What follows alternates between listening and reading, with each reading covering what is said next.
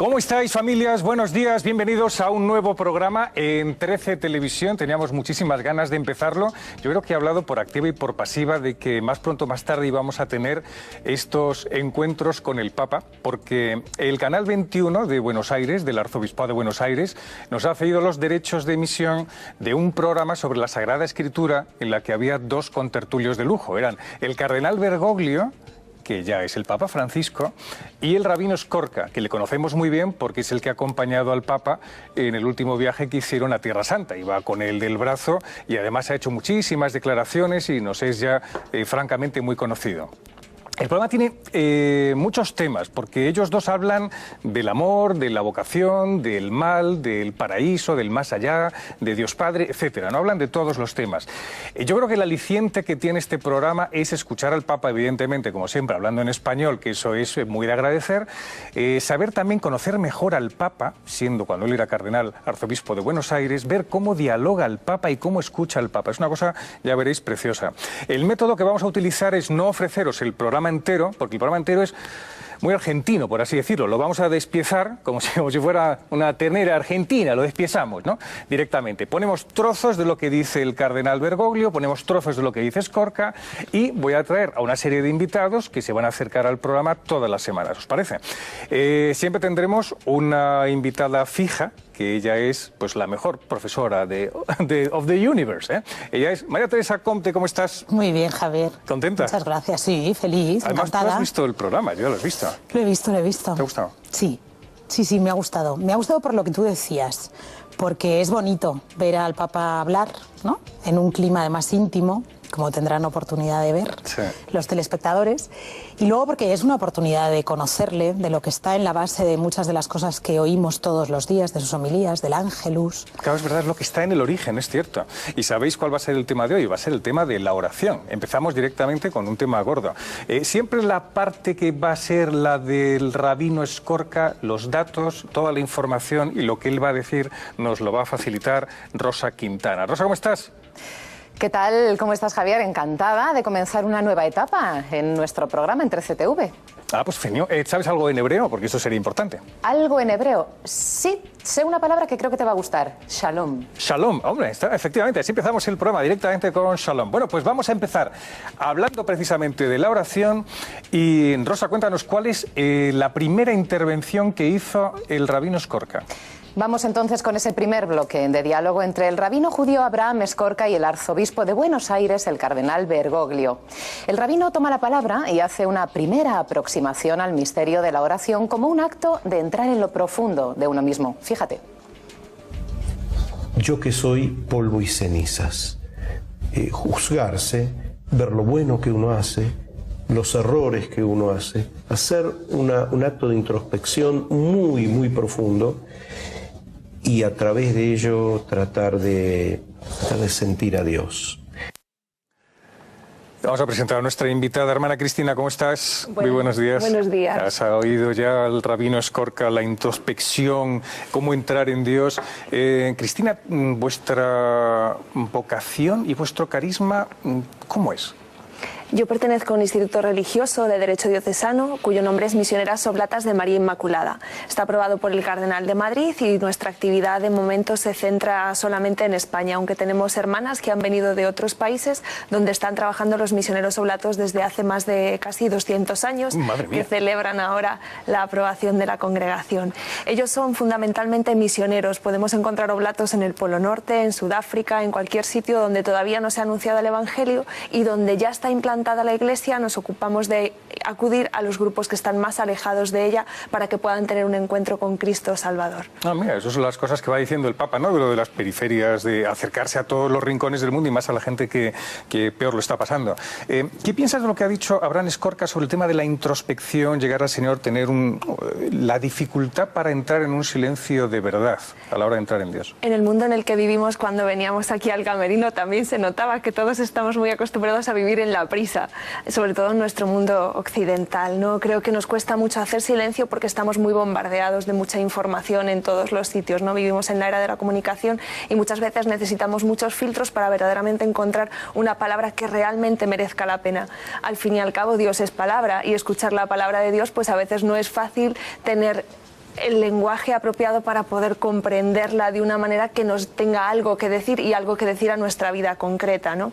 Creo que es importante lo que decía el rabino de entrar dentro de uno mismo, que al final es como dice San Agustín, ¿no? Que Dios está más dentro de lo que nosotros incluso nos podemos imaginar, ¿no? Al final, si somos criaturas suyas, el encuentro con Él va a ser cuestión de ir hacia adentro para descubrir que Él ya estaba allí. Es muy importante lo que ha dicho. Quiero, Teresa, que comentes estas palabras del Papa, del cardenal Bergoglio, porque habla precisamente de eso, que la introspección no es solamente buscarse uno a sí mismo y darse vueltas, sino es algo de diálogo entre él y yo. La oración es dialógica, esencialmente dialogal, es un diálogo, no es un monólogo que uno recita y después no deja lugar a la respuesta. La respuesta del Señor puede ser en ese momento o después, pero fundamentalmente la actitud de oración es abierta a que me respondan. Actitud abierta a que nos respondan. Fíjate, ¿no? Lo que decía Cristina es entrar dentro de uno porque allí es donde está Dios. A veces eso suena, lo planteaba el rabino antes, ¿no? Podría sonar como un mero ejercicio psicológico, ¿no? Muchas veces se plantearía así, ¿no? Como un ejercicio de liberación interior. Pero claro, cuando él hablaba de lo de entrar en juicio, ¿no? El rabino hablaba de entrar en juicio, y el cardenal Bergoglio, iba a decir el Papa, porque es lo que te sale, ¿no? Sí. El cardenal Bergoglio habla del diálogo. En el fondo, claro, es esa imagen que tú, muy plástica además, que usaba Cristina, ¿no? Es buscar dentro, porque ahí es donde está Dios, donde ya habita Dios, ¿no? Lo que pasa es que lo difícil, ¿no, Javier, Cristina, es encontrar el hueco. Hay que hacer como un ejercicio casi de voluntad, ¿no? Para encontrar el tiempo. Sí. Tú, por ejemplo, que estás metida en el mundo, pero estás consagrada al Señor. Tú que estás metida en el mundo al máximo, pero no estás consagrada, en el sentido de que eres una laica, Teresa, pero sí que hay que encontrar un hueco en el que uno tiene que estar como dispuesto a decir, como el gesto que ha hecho el Papa Francisco, cardenal Bergoglio, de abrirse y estar dispuesto a lo que el Señor quiera de nosotros. Vamos con más cosillas del Papa, ya veréis lo que dice de la oración, ¿no? A propósito de profundizar todavía más. La oración que no escucha no es oración, es recitar fórmulas que no dicen nada. La oración tiene que dejar un sitio en silencio, a veces no se entiende nada, a veces te parece que pasa algo, que el Señor dice algo, o a veces la inspiración viene después, Él se toma su tiempo para responder.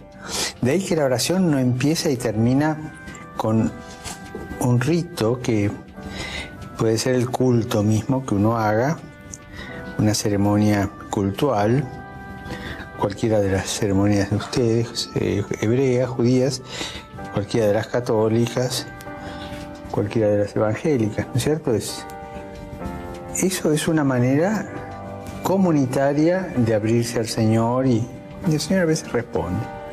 Pero terminado eso, queda el corazón abierto. Y cuando uno la hace personal, a veces uno se queda en silencio en la presencia de Dios. ¿Está? Él me mira, yo sé que me mira, yo lo miro y espero respuesta de lo que mi corazón está diciendo, ¿no? Él me mira y yo lo miro. Claro, eso es muy Santa Teresa. ¿Cómo entendéis lo que ha dicho de que queda el corazón abierto después del momento de la oración? Eso me parece muy bonito, ¿no? Porque en el fondo, yo la primera vez que lo oí, dije, eso debe ser lo de estar abierto a la presencia. Es una manera de decir, es vivir abierto a la presencia de Dios, ¿no? Y de manera que a mí esto de todos modos me creó así como muchas responsabilidades, porque es pensar, claro, es vivir permanentemente en su presencia, ¿no? O sea, el hecho de la oración, por lo tanto, no se limita a un tiempo cerrado, sino que continúa, bueno, es una relación continua las 24 horas del día, todos los días y todos los años de nuestra vida, ¿no? Eso es mucha responsabilidad, ¿no? Claro, es que además tendría que ser así porque es lo cotidiano. Nosotros no vivimos de una forma compartimentada, sino vivimos siempre incluidos en una realidad. Y si incluimos a Dios en esa realidad, es que claro, está dentro. ¿Tú cómo lo entiendes? Nosotras por constituciones decimos que escuchamos la palabra de Dios que se hace presente y viva en muchos acontecimientos, no solamente en el rato de oración, que nosotras tenemos oración silenciosa y prolongada cada día, también tenemos la Eucaristía, nuestros ratos de compartir la oración de la Iglesia, la liturgia de las horas, pero nos acostumbramos también a escuchar al Señor en los acontecimientos de la vida diaria, ¿no? Yo que trabajo como médico en una residencia de ancianos y para mí no empezara el momento de entrar en la residencia saludando al Señor Señor que está allí presente en medio de las hermanas, de las hijas de la caridad y en medio de los abuelos, para mí sería un trabajo que muchas veces se me hace muy difícil, porque es verdad que a veces los abuelos pues son llamados a la casa del Padre, allí está presente Dios y es un momento también muy bonito en el que uno tiene que estar dispuesto a ponerse a orar. Y a lo mejor no te apetece, a lo mejor no te viene bien, a lo mejor a la familia tampoco le va bien, y sin embargo el Señor está haciéndonos una llamada profunda a reconocer su presencia en medio de los acontecimientos. Pero de lo que cada uno la gran vivimos. pregunta es ¿cómo se oye a Dios? A ver. Para oírlo primero hay que tener el corazón dispuesto a escucharle, ¿no? Y los oídos como atento el oído, ¿no? Lo que dice el salmista, ¿no? A ver, el Señor abre cada día mi oído para que yo esté dispuesto a escucharle. Lo que pasa que, claro, a veces nos conformamos con escuchar otras cosas que no nos comprometen tanto, no nos exigen tanto, no son palabra de Dios, sino que son palabras humanas, ¿no? Dios siempre nos va a decir algo distinto de lo nuestro, por eso Dios es Dios y nosotros somos hombres, ¿no? Fijaos en este momento de silencio que están delante de la custodia en la Jornada Mundial de la Juventud de Río de Janeiro, que fue un momento maravilloso como el que vivimos también con el Papa emérito Benedicto XVI delante de la custodia de Arce en Madrid. ¿Os acordáis que fue impresionante? Quizá es un momento en el que tampoco hay que decirle grandes cosas al Señor ni esperar grandes cosas, sino estar en el silencio. El Papa yo creo que lo ha expresado muy bien. Dice, yo te miro, tú me miras, estamos los dos juntos. Es una manera, a mí me parece como insólita de relacionarse con Dios. No tanto pedir, no tanto gracias, sino yo te miro, tú me miras, ¿no? Momento precioso. Vamos con más cosillas porque vamos a escuchar más declaraciones del rabino Escorca. Rosa. Sí, en su siguiente intervención el rabino Escorca muestra la necesidad del creyente de necesitar la presencia de Dios para dar sentido al quehacer cotidiano. Saber que la vida tiene significado cuando se pone en manos de Dios. Te doy esto, te doy algo de profundo de mi ser. Pero quiero sentirte cerca, quiero sentir tu presencia. Yo creo que este es el desafío. El que reza quiere descubrirse a sí mismo, a veces siente la necesidad de dar algo por sentir una presencia de Dios bien cercana, y eso creo que es la motivación más grande del rezo. Tratar de darle trascendencia a la existencia en el día a día, y tratar de sentir una presencia de Dios. Dar trascendencia a la existencia, este es el tema además bonito, ¿no? El pueblo judío además siempre lo vivió así. Todas las acciones de Dios para los judíos fueron fundamentales porque se vieron históricamente. O sea, para ellos no fue una cosa espiritual, es que ocurrieron de verdad y les ha marcado en la propia existencia. ¿Cómo tendríamos que estar para ver a Dios hablándonos en la existencia, de atentos? Como decía el rabino. ¿Cómo pensáis, Teresa? Creo que él decía eso de que la motivación esencial de la oración es querer sentir a Dios, ¿no? Querer desear algo, desear a alguien en el fondo, ¿no? Cuando tú quieres a alguien, ya sea en una relación de amistad, de amigos, de hermanos, de enamoramiento, deseas sentir la presencia de esa persona, ¿no? Y es verdad que eso tiene que ver también con lo que decíamos antes, ¿no? En el fondo vives con esa persona aunque no la estés viendo y tocando las 24 horas del día, ¿no? A mí me gusta especialmente esa reflexión. No estamos muy acostumbrados a escuchar a los judíos decirnos cómo rezan, ¿no? Por lo tanto, también es una manera de descubrir nuestras raíces, ¿no? A mí en ese sentido me resulta algo como muy interpelante, ¿no? Y muy emocionante, porque tenemos la oportunidad de ver a un católico y a un judío hablar juntos, sabemos que son amigos, pero tenemos la oportunidad de oír a un judío en español contarnos, o sea, hablando en español, contarnos dónde están los orígenes de esa oración que además estaba en boca de Cristo también, ¿no? Claro. Además es que el Señor rezaba con las oraciones de los judíos. Claro, es que él era judío, claro. Y lo que hacía era rezar como judío con los salmos. Cada vez que nosotros rezamos los salmos no nos metemos en el mundo judío, es que estamos entrando en el corazón del Maestro. Eso es lo impresionante. Vamos con más declaraciones del cardenal Bergoglio. Ahora hablando de una palabra muy bonita que él acostumbra a decir ya como papa, que es el coraje. El coraje. Sí. Coraje, a veces uno cree que para emprender obras de bien, obras apostólicas, obras de evangelización, hace falta coraje. ¿Qué coraje? Que mirar las cosas que hizo. Para orar hace falta coraje. Si uno no tiene coraje, no ora bien. Y lo principal del coraje es, estamos hablando, con humildad, soy polvo y ceniza. Así empezó Abraham. pero te regateo, o sea, te pido, te planteo el problema. Es el coraje en la oración, ¿no?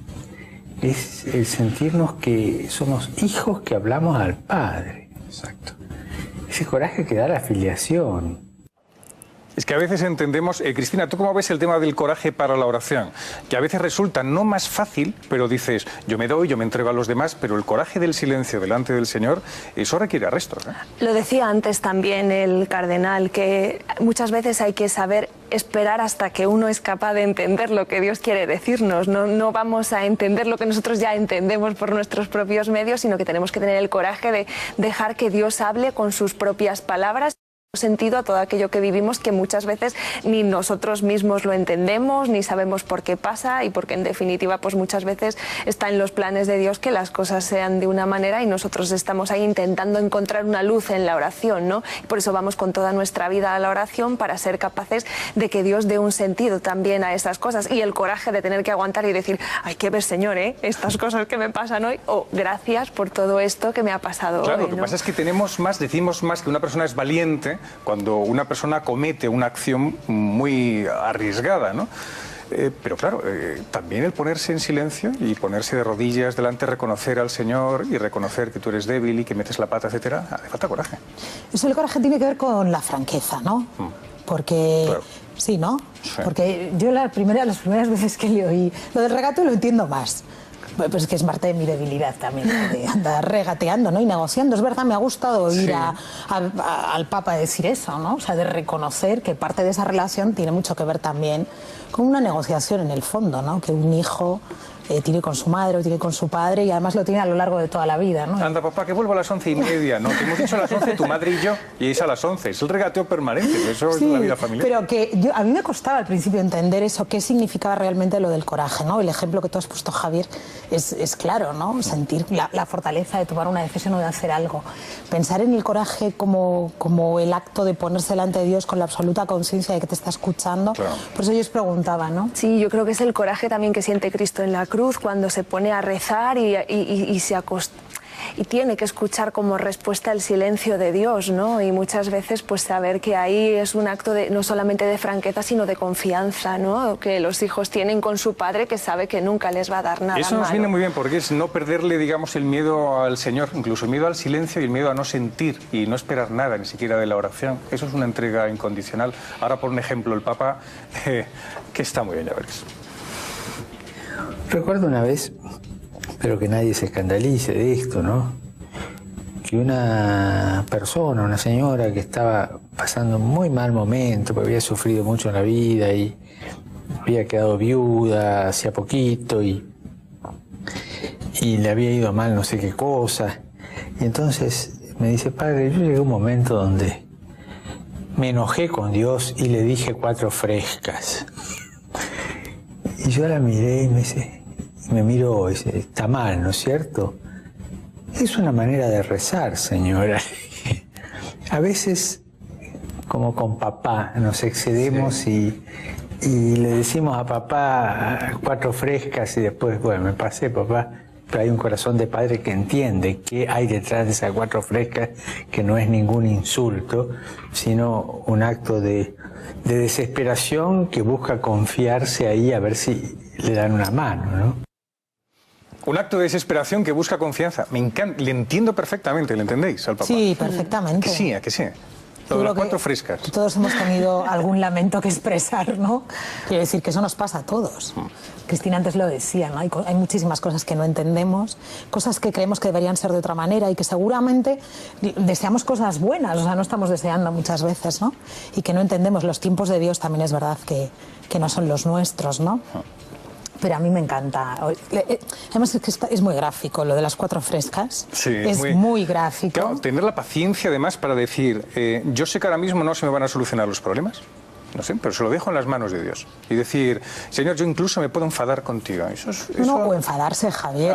No solo me puedo enfadar, no, me enfado. A mí es lo que me dijo una señora, me estaba acordando ahora mismo, cuando estuve en la primera parroquia, me dice una abuela, me he enfadado con el Señor y lo he congelado.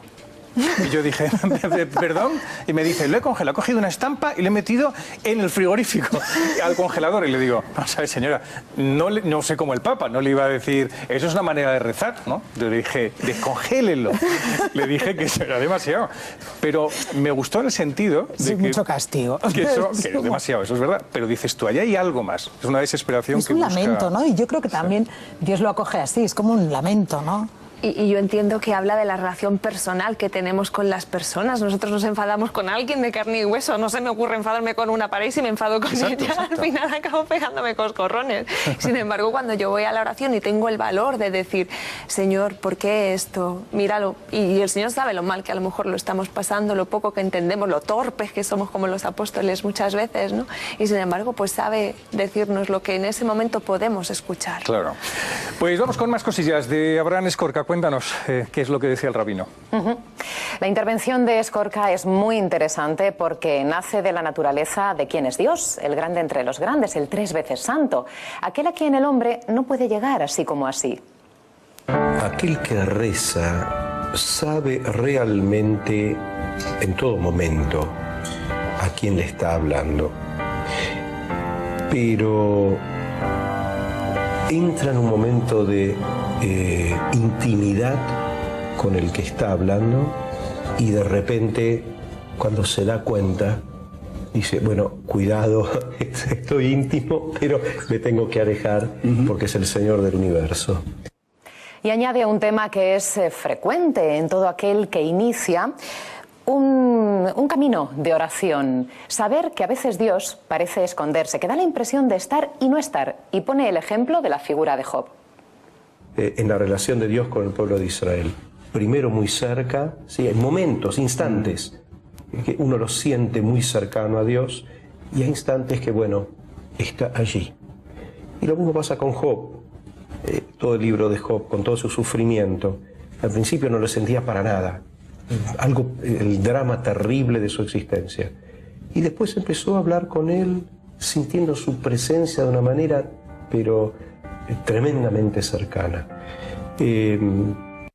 ¿Sabe cómo está escuchando el Papa? Es también una manera de escuchar que es muy bonita, ¿eh? Dos temas, el tema de la majestad de Dios y el ejemplo de Job. Cristina, yo creo que un asunto muy gordo es cuando está el Señor presente en la Eucaristía y nosotros somos conscientes. No estamos delante de una cruz, un palo de madera, o estamos delante de un símbolo, estamos delante del Señor resucitado. Entonces, ¿cómo podemos hacer para siempre creernos que es la majestad del mismo Dios? Que requiere, no es un colegueo, o sea, estamos delante del mismísimo Dios, o sea, es muy fuerte. ¿Cómo podemos hacer para tener esa conciencia clara? Me llamaba mucho la atención cuando el rabino habla del Señor del universo, ¿no? Nosotros tenemos la suerte de que el Señor del universo ha querido quedarse con nosotros en las especies de pan y de vino, que son algo tan simple que muchas veces nos parece increíble, ¿no? Por eso la respuesta del apóstol, Señor mío y Dios mío, como soy capaz de poder creer, aumenta mi fe para que yo pueda reconocerte realmente presente en medio de nosotros. Y nosotros sabemos que esa es nuestra fortaleza, que esa es nuestra vida, que ese es nuestro camino, y muchas veces estamos en la misa pues dejando pasar el tiempo sin darnos cuenta de que realmente por la fuerza del Espíritu Santo ese pan no es pan, sino que es el cuerpo de Cristo que nos alimenta, que nos señala el camino, que nos da fuerza para andar también ese camino. Y muchas veces yo creo que no somos muy conscientes de que verdaderamente es un regalo tan grande el que el Señor nos hace con su presencia en la Eucaristía, ¿no? Que es una de las mucho tiempo inconscientes, es verdad. Oraciones del cristiano. Ahora, una cosa, cuando uno ya vive un estado de desesperación como el de Job, por ejemplo, que dices tú, no veía sentido a nada, hacía las cosas bien, todo, pero le salía todo mal y decía, entonces, ¿qué es lo que he hecho mal delante de Dios? ¿Cómo se puede tener esperanza en Dios en una situación humanamente absolutamente desesperanzada? Bueno, eso supongo que cada uno responde en esas situaciones de manera distinta, ¿no? Pero yo creo que hay un vínculo que es fundamental, que es el de la confianza, aunque no seamos muy conscientes de ello. Además, yo estoy absolutamente convencida, segurísima, que Dios hace posible esa confianza a través de muchas personas que pone cerca de nosotros. Yo creo que en las situaciones más desesperadas de la vida siempre hay cerca un ángel de la guarda, que es la imagen, la voz, las manos de Dios. Y el mantener, hombre, es verdad que en esas situaciones de desesperación, incluso la propia desesperación, pero formulada como tal, yo creo que ya es una manera de confianza, ¿no? Ese vínculo es el que hay que hacer lo posible y lo imposible para que no se rompa. Porque si eso se rompe, yo entonces ya sí creo que ya es soltar amarras del todo, ¿no? Pero mientras se mantenga ese vínculo... Sí, lo que dices de lo de tener a alguien, porque el Señor habla en la vida, y en la vida hay gente. En la vida de repente alguien te acompaña y tienes que estar siempre como muy atento a ver quiénes son. Hay que hacer un resumen al final del día y hacer como una especie de recuerdo de todo lo que te ha pasado y decir... ¿Dónde he visto yo al Señor en todo lo que me ha ocurrido? ¿Sabes? No tanto un repaso moral de las cosas que uno ha hecho bien o ha hecho mal, sino un repaso de dónde ha estado el Señor durante todo este tiempo. Ahora vamos a escuchar al Papa, al cardenal Bergoglio, entonces, con una palabra preciosa, a mí me parece que es la más bonita, sobre lo que es el misterio de la oración. Y la oración es también una claudicación de uno mismo, ¿no es cierto?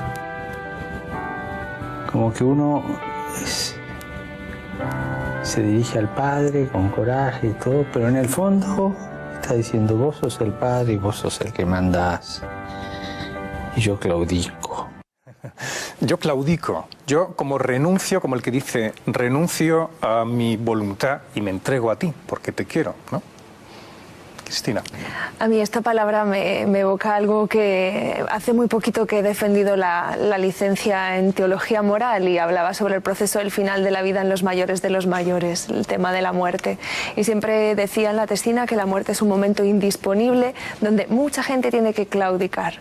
Yo creo que en este sentido es una imagen también muy bonita que nos puede ayudar a entender lo que es la oración, ¿no? Al final nosotros reconocemos que Él es el Señor de la historia, el Señor del tiempo, de nuestra vida, de todas las relaciones que hemos tenido en los momentos buenos, en los momentos malos, donde Él también ha estado presente. Pero al final es decir, Señor, y tú eres quien yo necesito para entender todo esto que me está pasando y para poder dar gracias cuando doy gracias y para poder pedir cuando quiero pedir o necesito pedir. Solo con eso yo creo, si os queda claro, digamos, ha merecido la pena este primer programa, ¿no? Gracias por haber estado con nosotros, hermana Cristina.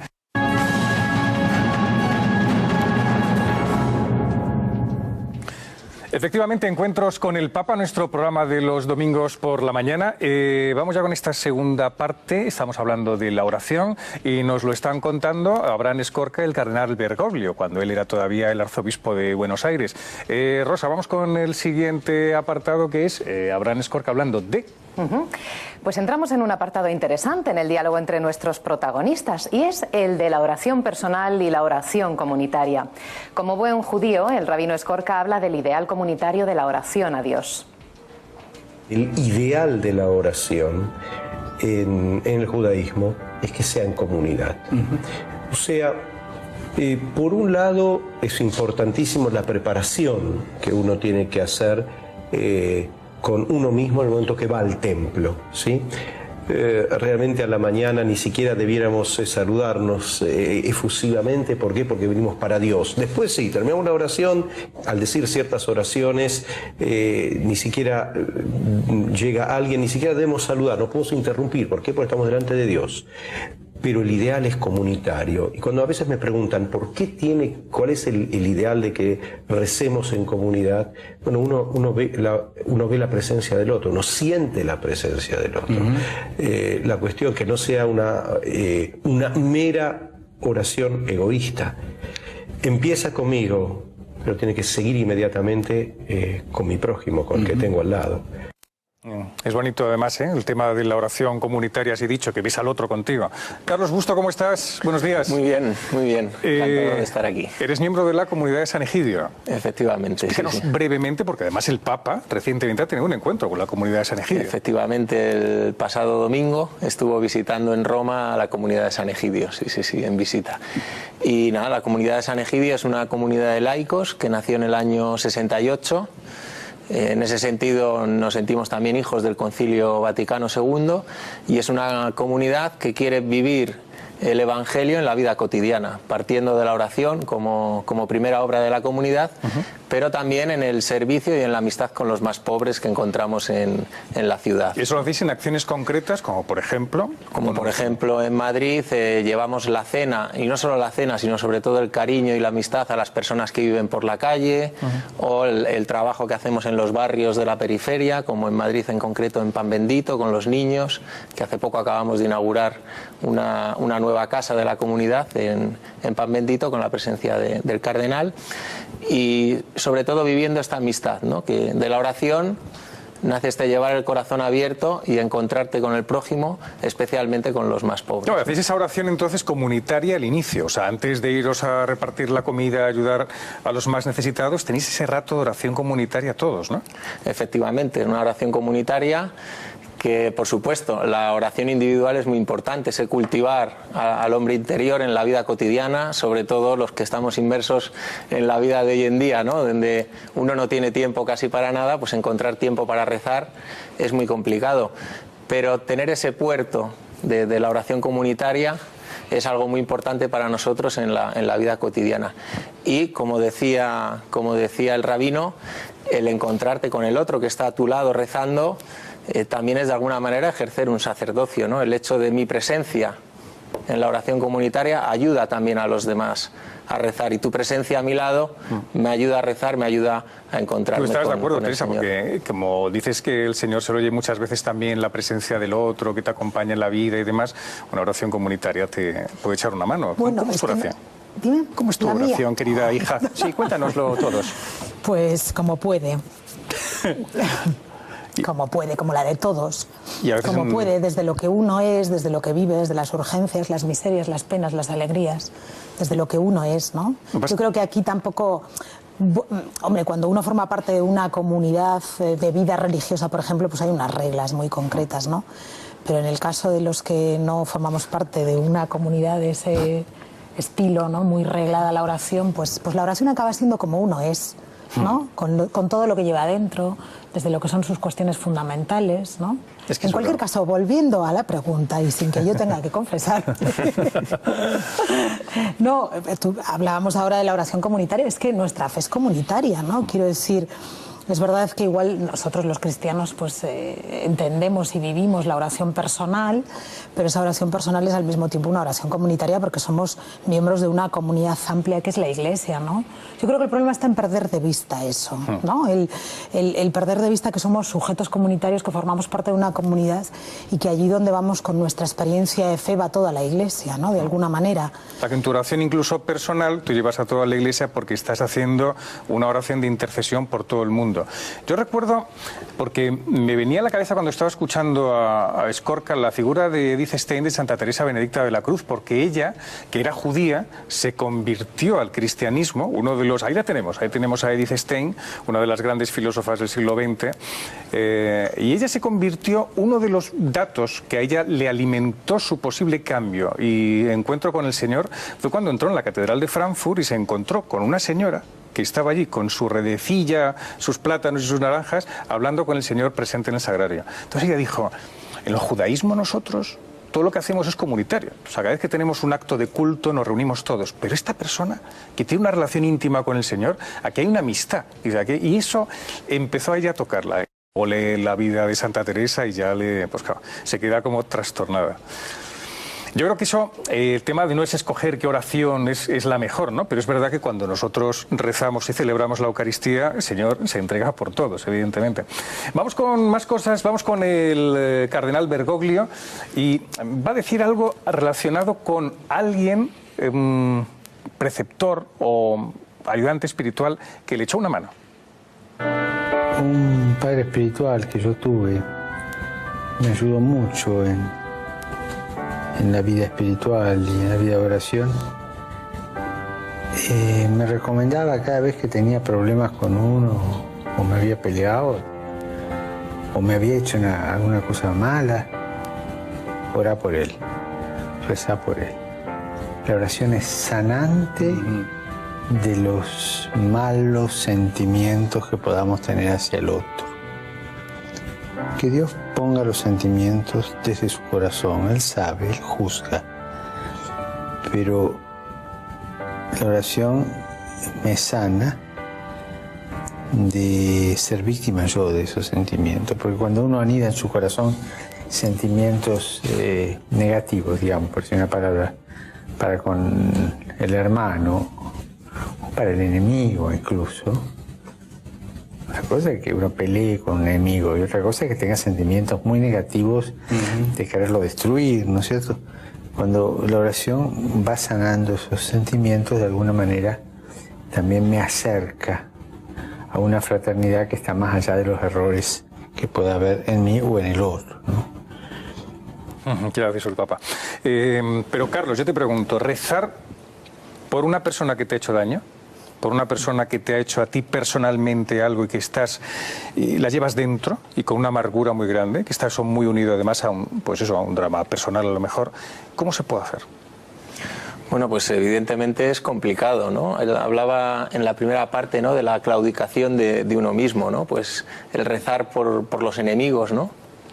Yo creo que es una de las mayores santidades, una de las mayores cosas que uno podría ser capaz de hacer, ¿no? Y eso sin la ayuda del Señor yo creo que es difícil que lo hagamos, ¿no? Por eso el rezar le va ayudando a uno a ser mejor persona. Yo creo que al fondo uno, cuando se pone delante del Señor y reza, empieza a ser mejor persona, ¿no? Y cuando uno tiene ese rencor y reza para el que el Señor le ayude, pues a lo mejor es el Señor el que te indica, ¿no?, ese camino de rezar por el enemigo, ¿no? Porque a lo mejor en el fondo ese mal que te ha hecho, pues al final el pobrecito también puede ser el enemigo, ¿no? Porque tampoco él se debe sentir muy bien, ¿no? Pero es verdad que tiene que ser, lo que tú dices, una gracia. Esto no surge espontáneamente del corazón del hombre, acordarte de la persona que te ha hecho pupa. Eso es verdad, es completamente imposible. Vamos con más cosillas, porque el tema de orar en comunidad del cardenal Bergoglio también lo dice, porque evidentemente es que nos lo dijo el Señor, acordaos. Usted decía, Rabino, de orar en comunidad. Es toda la asamblea que ora, ¿no es cierto? Eso es de las primeras páginas de la Biblia, está la asamblea que ora, cómo hay que orar, ¿no? Y a veces en silencio. O sea, la oración comunitaria es primordial, ¿no? Jesús decía, cuando estén 2 o 3 reunidos, pidan. O sea, marcaba lo comunitario. Pidan reunidos, ¿no? Pidan los unos por los otros y pidan por lo que quieran pedir. Y el Padre se los va a dar, ¿no? Habría que aprovechar esos momentos de estar juntos. Yo recuerdo, por ejemplo, en mi casa lo hacemos el día de Navidad, la noche de Navidad siempre leemos pues un pasaje del Evangelio. O cuando yo veo un matrimonio que acaban de tener un bebé, pues les recojo, les bendigo, tal, ¿no? O sea, tener como pequeños gestos en los que se recuerde que somos mucho más que mera naturaleza, sino que estamos llamados a algo más grande. O sea, que esa oración de 2 o 3 donde se reúnen, allí estoy yo en medio de ellos, eso vivirlo cotidianamente. ¿Qué más ejemplos podemos dar? Bueno, yo creo que se trata de asumir, pero de asumir en serio. Lo que pasa es que esto es complicado, ¿no? Pero de tomar conciencia en serio, que nosotros estamos aquí los 3 ahora, está Rosa, que somos realmente hermanos. Quiero decir que esto a veces recitamos, el Papa también lo ha dicho, ¿no? El cardenal Bergoglio lo decía, bueno, una cosa es recitar, ¿no? A veces recitamos incluso los contenidos básicos de nuestra fe y los recitamos, pero no asumimos realmente lo que eso significa, ¿no? En el fondo es asumir que la filiación se transforma en la relación entre nosotros en fraternidad, o sea, que es verdad que somos hijos del mismo Dios, que esto no es una broma, ni es una representación teatral, o no, es que, oye, es verdad, ¿no? Entonces, la oración comunitaria también pone de manifiesto eso, nos ayuda también a tomar conciencia de nuestra responsabilidad para con el otro, ¿no? Carlos ha empezado contando lo que ellos hacen, ¿no? O sea, orar genera acciones que te comprometen con el otro. Sí, yo creo que también hacia el mundo, ¿no? O sea, nosotros, por ejemplo, una de las oraciones que hacemos una vez al mes es rezar por la paz en el mundo, ¿no? Y el Papa, en la visita que nos acaba de hacer, nos ha pedido eso, ¿no? Seguir rezando, rezar por la paz, rezar por los pobres, ¿no? Que es la primera obra, como decía al principio, de cualquier cristiano, no solo de la comunidad. Entonces, hacemos una oración donde juntos en comunidad recordamos todos los países que están en guerra, ¿no? Pues esto es una oración muy bonita que yo creo que además es efectiva, ¿no? Que hace poco el Papa nos pidió que rezásemos por la paz en Siria en un momento en el que parecía que la intervención de Estados Unidos era inminente. Y gracias a la oración de todos los cristianos que nos unimos a esa oración del Papa, de repente aquello se detuvo, ¿no? Misteriosamente empezaron a cambiar las tornas, ¿no? Pues la oración hace también por sanar al mundo y por y por sanar a los enfermos y por mejorar la vida de los pobres, ¿no? Ahora que estoy viendo al Papa en el Muro de las Lamentaciones, qué bien hace, no sé si os parece a vosotros lo mismo, ver a alguien rezando. O sea, yo veo al Papa, yo veía a Juan Pablo II rezar, a mí me emocionó. O sea, yo digo, está metido en Dios. Además, él como cogía la cruz y se quedaba un rato, veías cómo el Papa estaba rezando en público. O sea, cosa que es muy difícil, porque todos nos podemos llenar de saludos a todo el mundo y tal, pero él estaba rezando en público. Es una cosa muy emocionante. Y nos va a decir el Papa ahora qué tenemos que pedir. Esto es importante, porque uno dice, ¿qué le voy a pedir yo a Dios y tal? Cosas mías. ¿Qué es lo que tenemos que pedirle al Señor?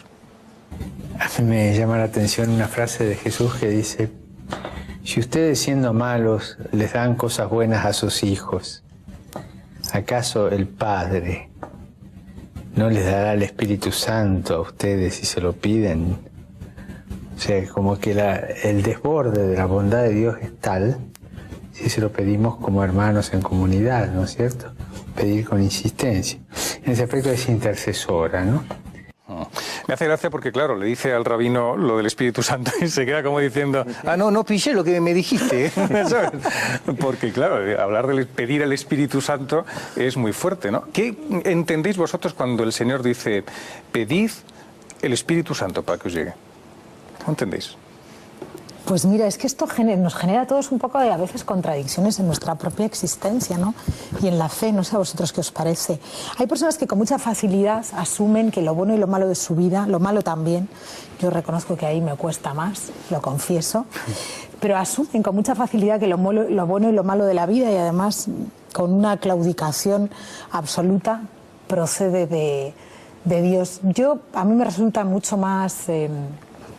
no sé, mucho más gratificante al espíritu pensar que el amor de Dios es tan desbordante que frente a lo malo hay razones para seguir viviendo, ¿no? Sigue habiendo una mano tendida, hay miradas, luces, claves que ayudan a superar todo eso malo que nos sucede, ¿no? Eso del amor desbordante, yo lo entiendo más desde ahí, o al menos lo vivo más desde ahí.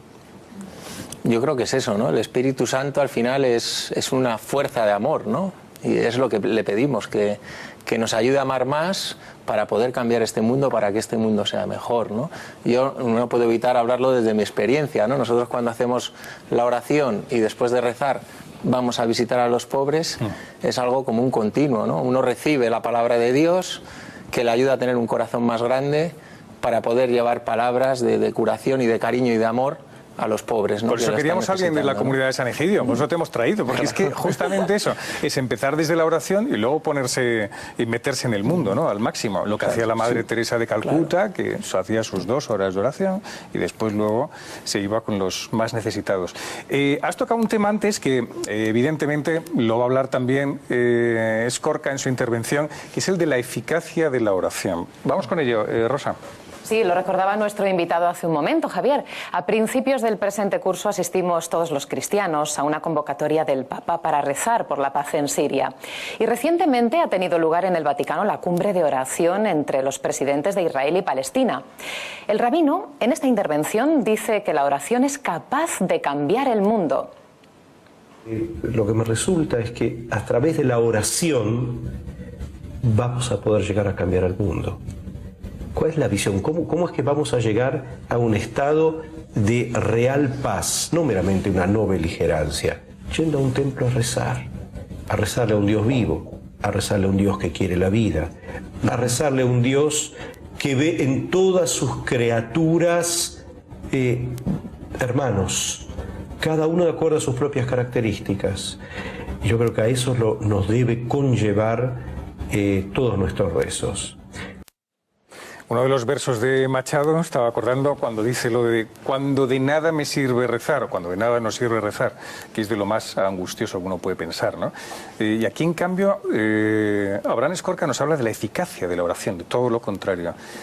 No perdemos muchas veces nosotros la confianza en la oración y, bueno, lo hacemos como algo meramente de socorro, o uno recibe una especie de socorro personal casi psicológico, y no piensas que es precisamente tú eres el autor del cambio porque estás dejando pasar a Dios en tu vida. Yo es que creo, fíjate, igual esto suena, pero en el fondo en lo que no acabamos de creer es en la fuerza real de Dios en nuestras vidas. O sea, muchas veces es que yo creo que lo que no creemos es en Dios. Claro. O al menos no creemos que Él es capaz de cambiar nuestros corazones de verdad y por lo tanto cambiar la realidad, ¿no? Si me permitís, que yo cuando digo estas cosas no puedo evitar recordar siempre y repetir, siempre que tengo oportunidad, un texto muy bonito del cardenal Ratzinger, en el que él decía, siendo todavía cardenal, que uno de los mayores problemas que teníamos en la Iglesia Católica no era precisamente la falta de fe, sino creernos que la fe cristiana no era históricamente operativa. Y por eso confiábamos más en los poderes del mundo, ¿no? Y acabábamos muchas veces también confiando nuestra fe a los poderes del mundo.